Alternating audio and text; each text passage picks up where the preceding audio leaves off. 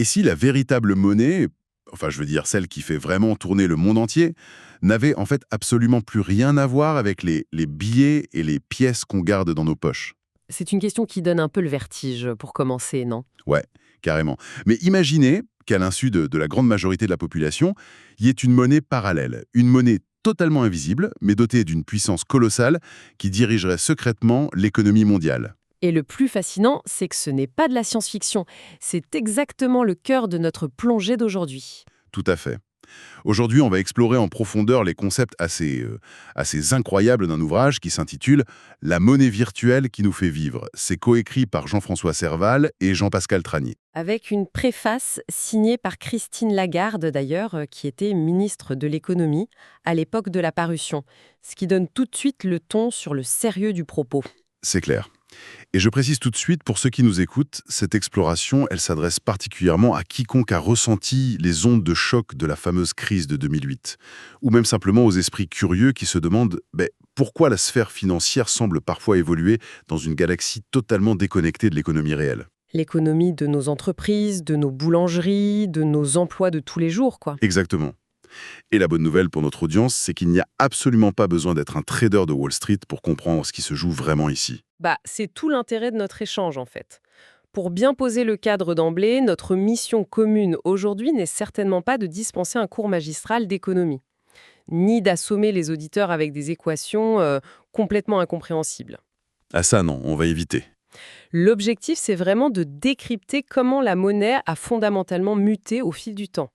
On va essayer de comprendre comment de simples règles comptables, qui ont l'air super austères et inoffensives sur le papier, se sont transformées en véritables armes de création financière massive. Et c'est là que ça devient passionnant. Mais avant même de parler de la finance moderne ou des algorithmes, il y a un point historique dans cet ouvrage qui remet pas mal de choses en perspective.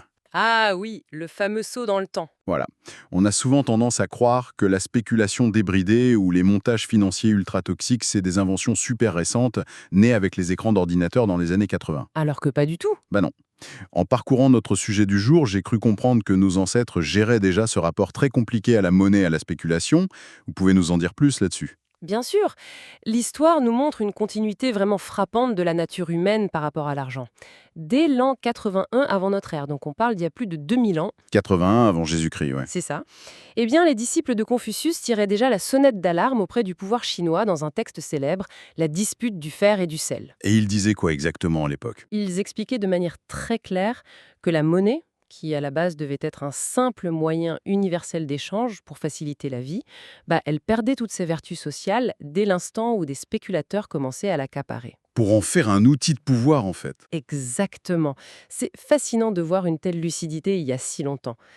Mais si on avance un peu dans le temps, il y a une autre anecdote historique absolument brillante qui est rapportée par le grand historien Jacques Le Goff et qui est citée dans l'ouvrage. Ah, celle sur le Moyen-Âge. J'adore cette partie. Ouais.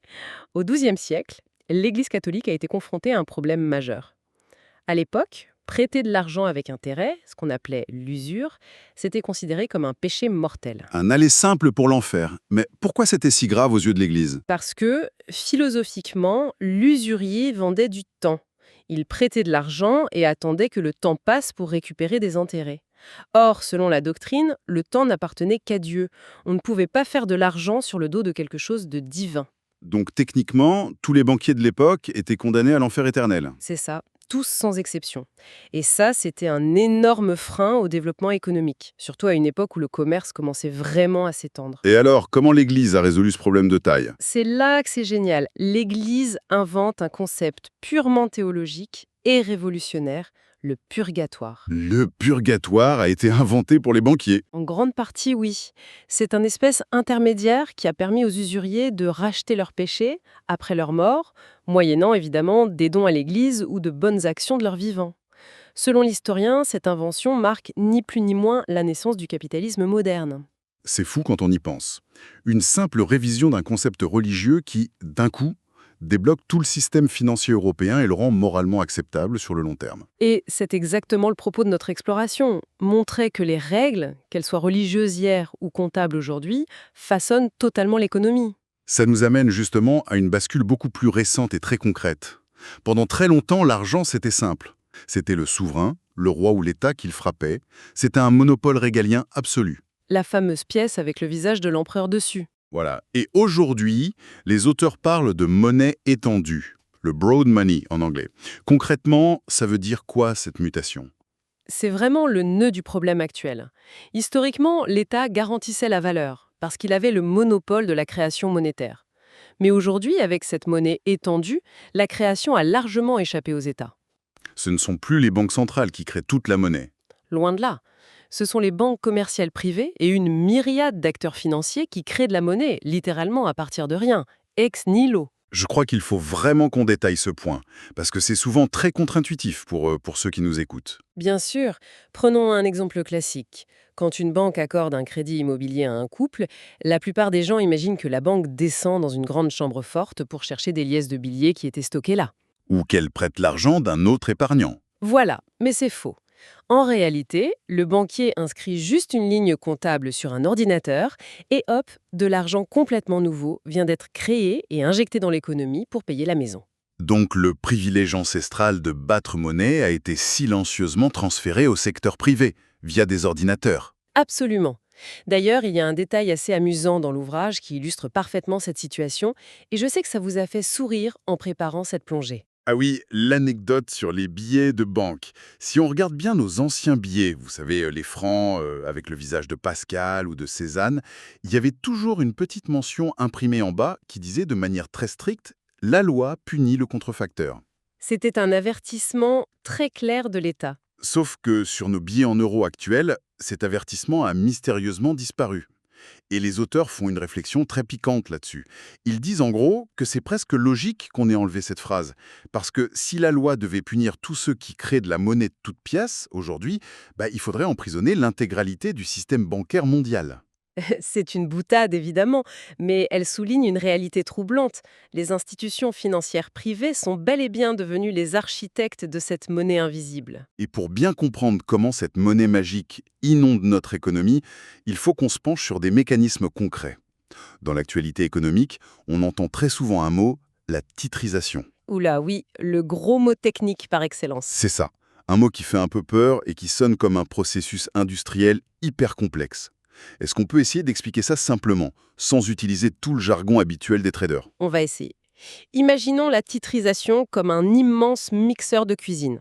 Une banque vient d'accorder des milliers de crédits immobiliers à des particuliers. Ok, Parmi ces emprunteurs, certains sont très solides financièrement, mais d'autres ont des profils extrêmement risqués qui pourraient faire défaut à tout moment. les fameux subprimes par exemple. Exactement. Plutôt que de garder tous ces crédits dans ses coffres et d'attendre sagement pendant 20 ou 30 ans que les gens remboursent mois par mois, la banque va prendre tous ces contrats de dette et les jeter dans ce grand mixeur financier. Elle mixe les bons et les mauvais crédits ensemble. Elle mixe tout et ensuite elle découpe la pâte obtenue en de nouvelles tranches toutes neuves.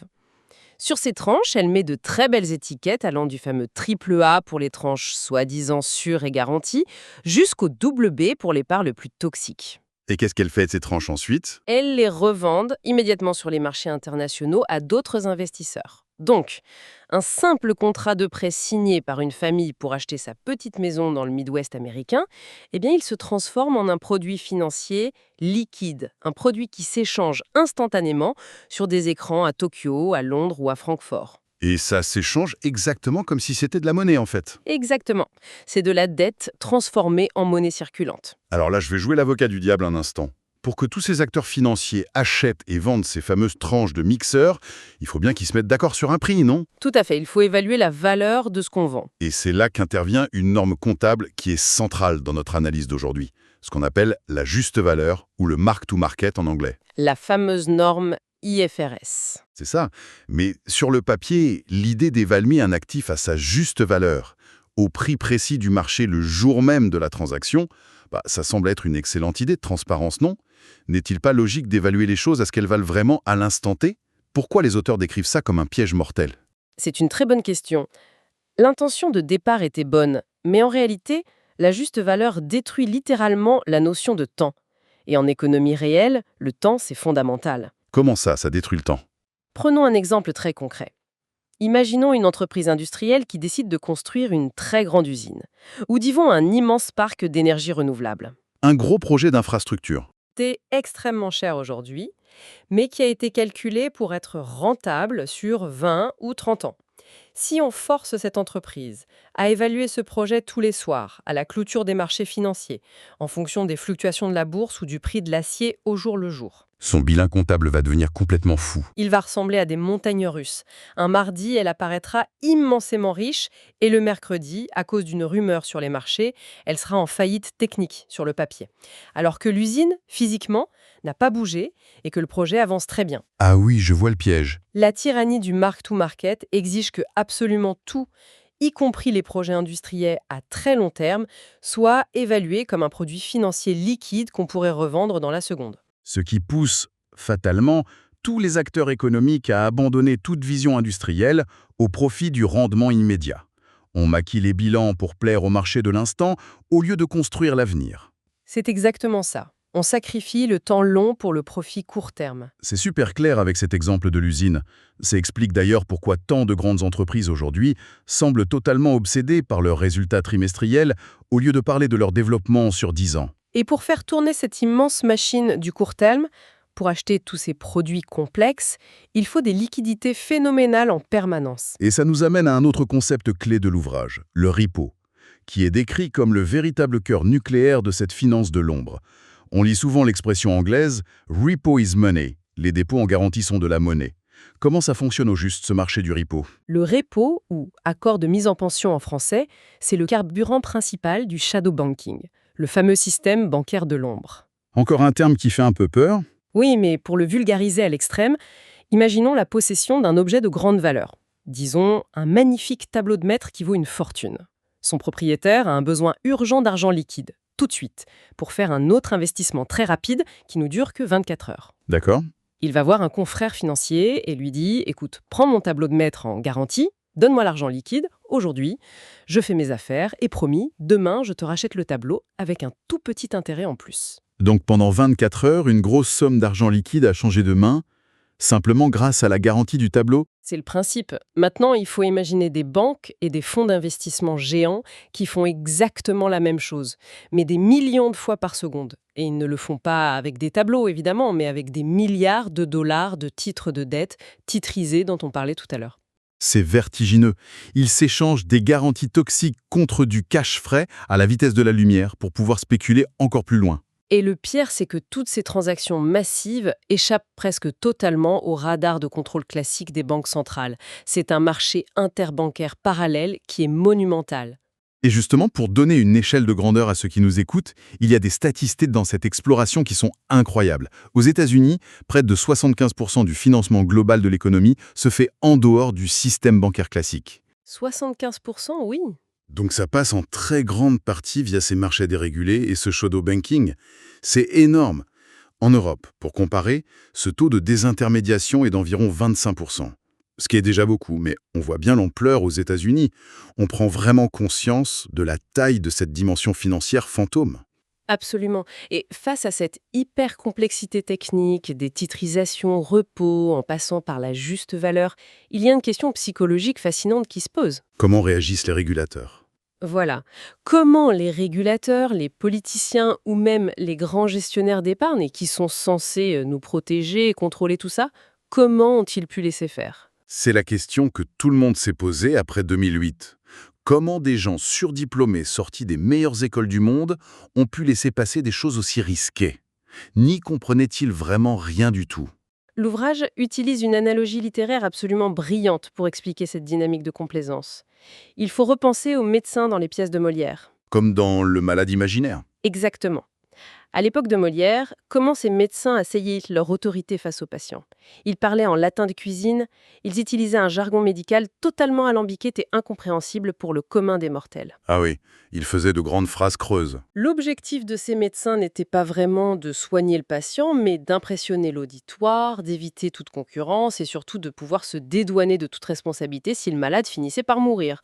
Ils disaient « c'est la faute des humeurs noires » ou « de la bile » et le tour était joué. Et l'analogie avec la finance moderne, c'est que les banquiers d'affaires font la même chose. C'est exactement la même psychologie, oui.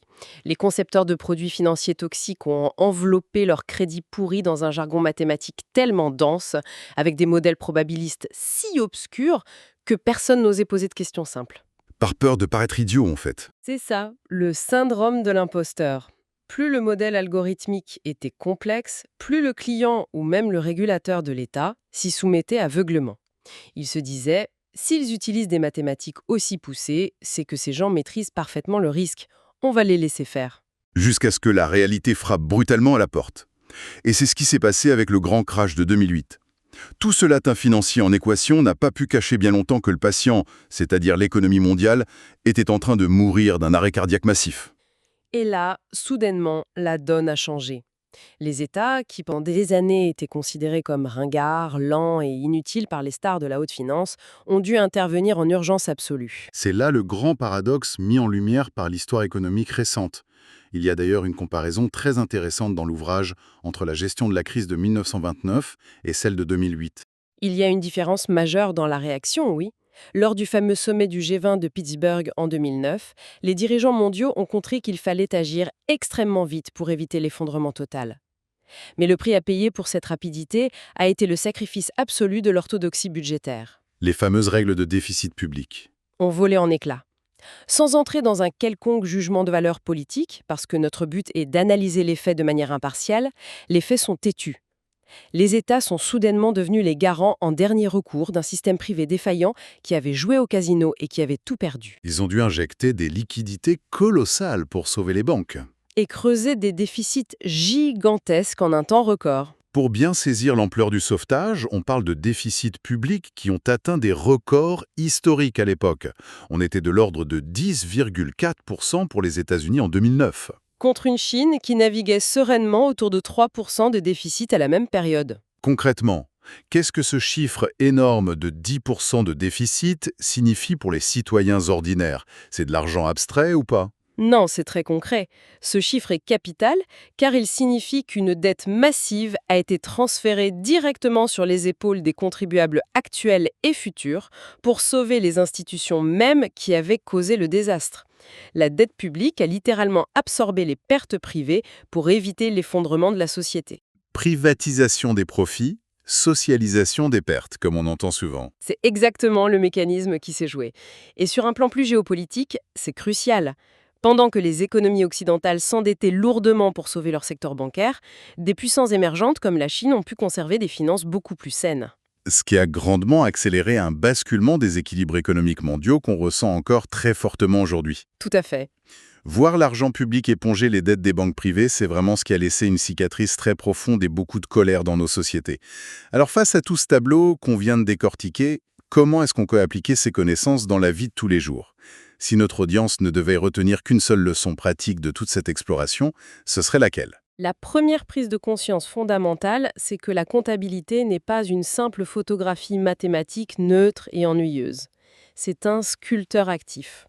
La façon dont on décide de compter la richesse modifie le comportement des gens et la richesse elle-même. Et sur un plan très personnel pour les investisseurs ou les simples épargnants. La règle d'or absolue à retenir face à la finance, et les auteurs insistent beaucoup là-dessus, c'est le bon sens. Si votre conseiller bancaire ou un soi-disant expert à la télévision est incapable de vous expliquer comment fonctionne un produit d'investissement avec des mots simples de tous les jours, Fuyez en courant. fuyez, ce n'est pas parce que le produit est trop intelligent pour vous. C'est presque toujours parce que cette hyper-complexité sert à cacher un risque systémique majeur. N'oubliez jamais les médecins de Molière. Le jargon technique est souvent un outil de dissimulation, pas du tout une garantie de sécurité. C'est un excellent conseil de prudence à garder en tête pour toute décision financière.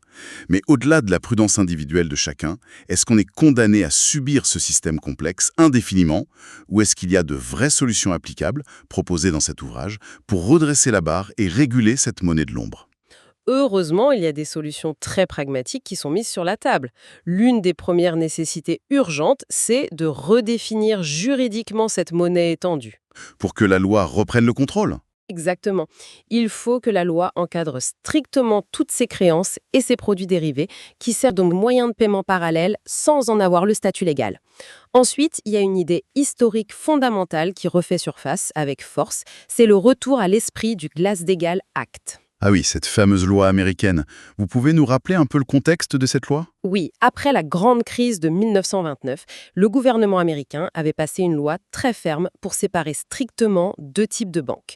D'un côté, les banques de dépôt, celles qui gèrent notre épargne quotidienne, nos salaires, les crédits des PME. La banque de tous les jours, quoi. Et de l'autre côté, les banques d'affaires, celles qui sont là pour prendre des risques et spéculer sur les marchés internationaux. Le but était de construire un mur étanche entre les deux. Pour éviter que la banque joue notre salaire au casino. Tout à fait.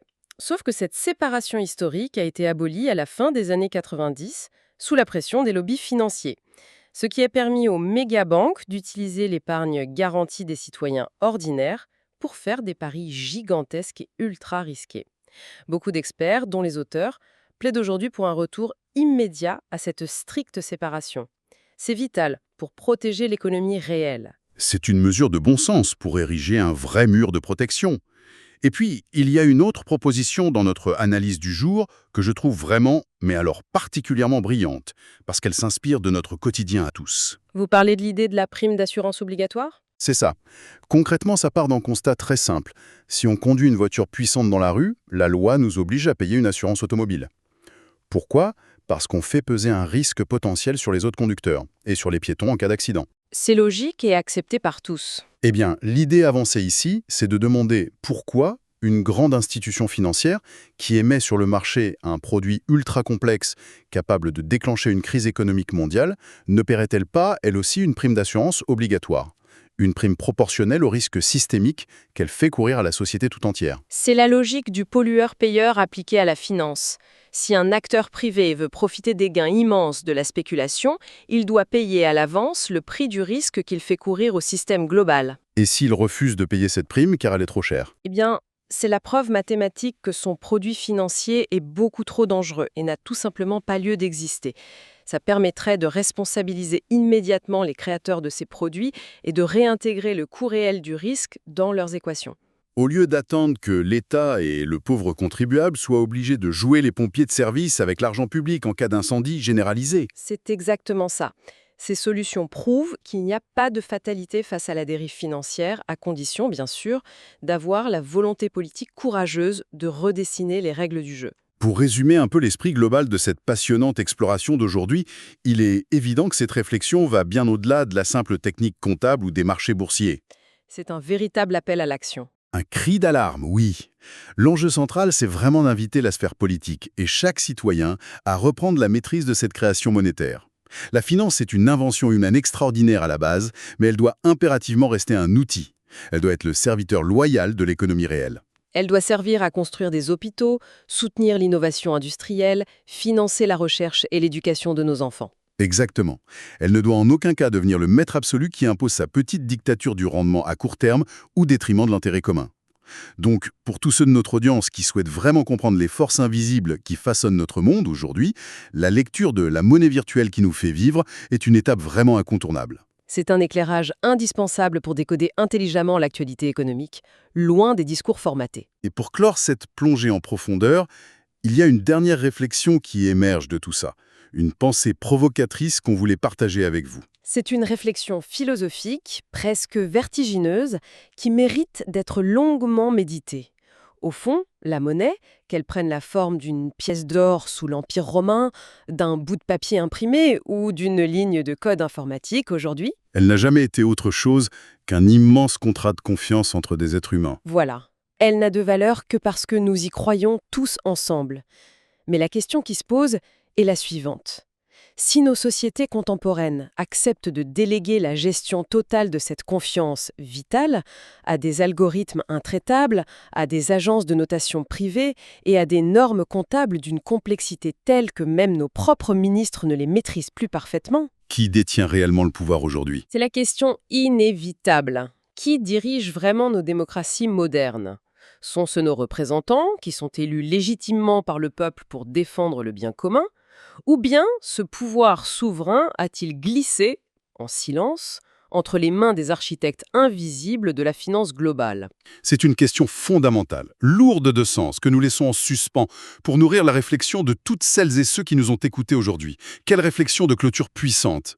Merci Auli, c'était un plaisir de décortiquer ces mécanismes ensemble. Merci à vous d'avoir apporté cette clarté précieuse et ces analogies historiques si parlantes sur des sujets d'une telle envergure. Des sujets qui, on l'a vu, touchent directement notre quotidien, nos emplois et nos impôts, sans qu'on s'en rende toujours compte. C'est là toute la magie ou le danger de la monnaie invisible. Tout à fait. Nous espérons sincèrement que cette exploration en profondeur ait éveillé la curiosité de notre audience et qu'elle a fourni des clés concrètes pour mieux décrypter l'économie complexe qui nous entoure. Nous donnons rendez-vous à tous les esprits curieux pour une prochaine plongée au cœur de nouvelles connaissances fascinantes. Merci pour votre écoute et à très bientôt.